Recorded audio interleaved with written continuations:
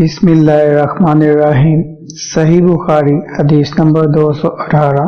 حضرت عبداللہ بن عباس رضی اللہ عنہ سے روایت کرتے ہیں کہ ایک مرتبہ رسول اللہ صلی اللہ علیہ وسلم دو قبروں پر گزرے تو آپ صلی اللہ علیہ وسلم نے فرمایا کہ ان دونوں قبر والوں کو عذاب دیا جا رہا ہے اور کسی بڑے گناہ پر نہیں۔ ایک تو ان میں سے پیشاب سے احتیاط نہیں کرتا تھا اور دوسرا چغل خوری کیا کرتا تھا۔ پھر آپ صلی اللہ علیہ وسلم نے ایک ہری ٹہنی لے کر بیچ سے اس کے دو ٹکڑے کیے اور ہر ایک قبر پر ایک ٹکڑا گاڑ دیا۔ لوگوں نے پوچھا کہ یا رسول اللہ، آپ صلی اللہ علیہ وسلم نے ایسا کیوں کیا؟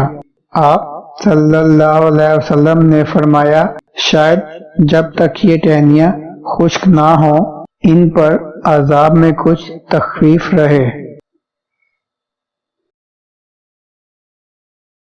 اللهم صل على محمد وعلى آل محمد كما صليت على إبراهيم وعلى آل إبراهيم إنك حميد مجيد اللهم بارك على محمد وعلى آل محمد كما